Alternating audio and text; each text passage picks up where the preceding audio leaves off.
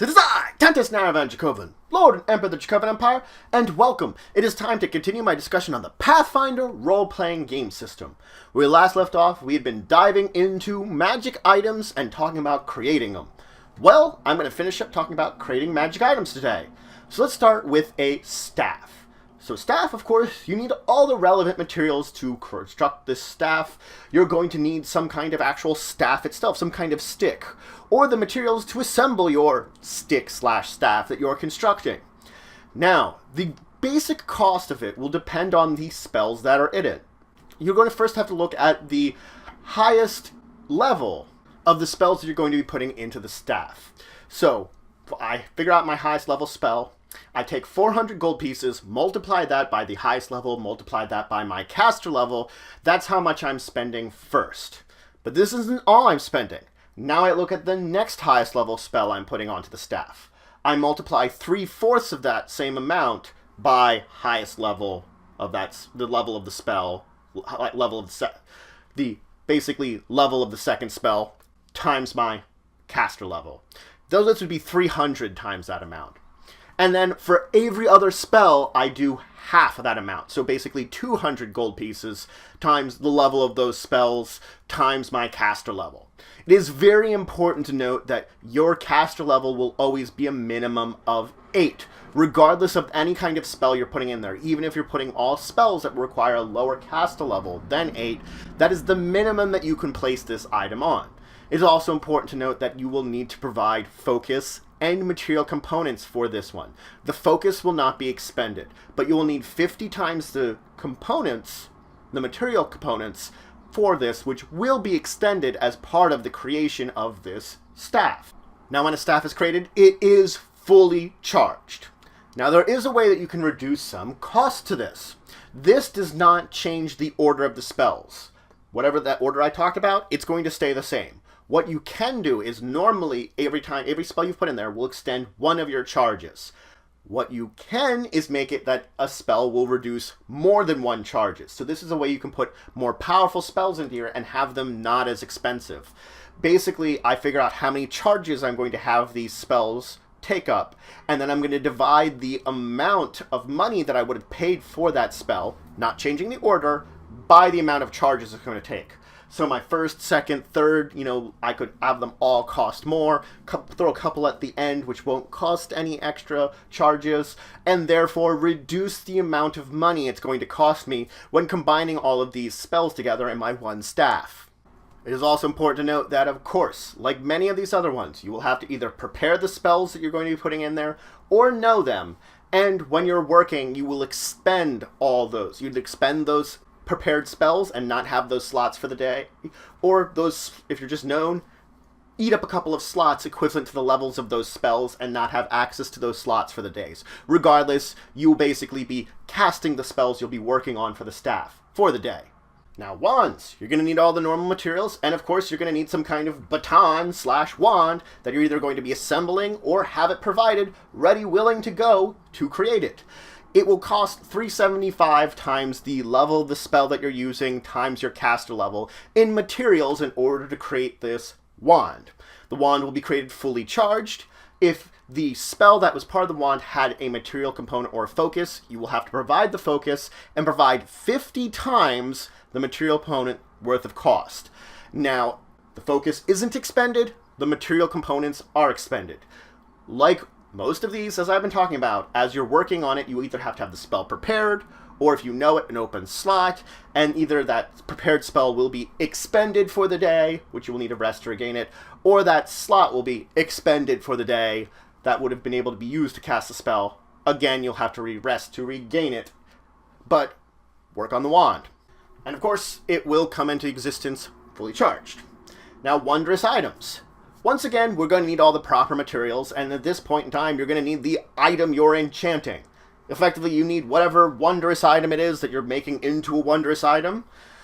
Now, the cost will vary. There are some basic rules for the cost, but really you're going to either have to look to those special rules or the individual item you're attempting to build to tell you the exact costs it will going to take you to create this magic item. It is important to note that focuses and material components are not required for this one. You're not going to need a focus if the spells that are part of the prerequisite in building this usually have those. No focus, no material component. It is important to note that there are other prerequisites other than spells that do exist for this, and you will have to meet those prerequisites. For the spell side, you will have to have them prepared or know them, and like before, expend the prepared one, expend the slot, be ready to take those up for every day that you're working on this item. So you'll have to look to just the basic formulas or the individual item to figure out all the prerequisites you're going to need and the exact cost. Normally it's going to be half of that market cost. Now there are times that I'm working on a magic item and I run out of time. I can make a lesser item and therefore improve it later on, like making a +1 sword and eventually making it a +2 Vorpal sword. There's a big step in between. It takes a lot more time and money to make the +2 Vorpal sword, and maybe I didn't have it to begin with it. I could maybe have just enough time to make this sword +2. Enough money to do it.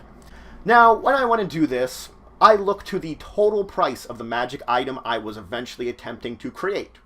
My +2 Vorpal sword in this example. Then I would subtract from that the amount of money I have already spent on the +1 sword I've already made, and basically use that to figure out and I'm using the base price for this one. I'm using my material cost for this one, how much I'm going to be using for it. So I'm using the half price material cost, not the market price, because that'll definitely be more expensive. But this will tell me how much money I have to spend now to still complete this, and how much time I have to spend to also complete this, because it's going to give me these two ideas of when I can complete this magic item now using the extra ability. I might just want to make it +1, then +2, then add the Vorpal on, things like that. I could do that. I could integrate these one at a time, taking time in between them, spending money, improving my sword slowly but surely. As long as you meet the prerequisites for any of the new abilities adding into it, or the initial prerequisites that you had, as long as you still have those, you're fine. That means if I'm adding special abilities, I still will have had to have the prerequisites for those special abilities met, plus the prerequisites for anything new I'm putting on there. I have to be ready for all of it. Now, it is very important to note when I'm adding extra abilities or enhancements onto a magic item that already takes up a slot on my body. Let's say, for example, my hands. I'm making a pair of gloves. I have gloves do one thing, and maybe I'm adding something else onto these gloves, making them twice the glove. Because they're taking up a slot on my body and I add a second ability in, I will multiply the second ability's cost by 50% more. Basically 150% I multiply it by. It's more of a price to get 2 special abilities on this same part of your body. But I could basically combine 2 types of gloves or 2 types of hats or 2 types of whatever together into one item. Just more expensive. But that's it for today. I finished my discussion on magic items. Boom, we're done. I finished talking about the last 3 types of magic items you're going to construct. Staffs, wands, and wondrous items. I then did talk about continuing to redo your magic items. That maybe I've only partially done work on it and I want to add more to it. Want to make it more, improve it. This especially holds true for things like magic weapons, magic armor, but there are other types of magic items. Belts that check your attributes, headbands that check your attributes, things like cloaks of protection. There are plenty of things that have scalable numbers to them that you can improve over time and bring up to the next level. I, of course, did mention combining 2 magic items into one and the basic rules to that one. In the next episode, we're going to try to start finishing up the Pathfinder book. Yes, we're going to go over special abilities, which I'm probably not going to go over all of them. I'm going to talk about them generally, the important ones that you're going to need about, like damage reduction, things like that. We're going to dive into the important ones here. I'll try to cherry pick the ones you really need to hear about. The rest of them are in the appendices. You can read about them. And then we'll talk about, of course, conditions to a degree. Status effects that can hit your character and have a big change in the way that they work. We'll talk about both of these in it'll probably be a couple episodes, but hopefully we'll finish up the main book of Pathfinder then soon. So, if you have any questions, comments, anything you would say, anything you think I left out, please leave in the comments below. Please like, share, subscribe. It shows support the channel, the Empire, the work I do.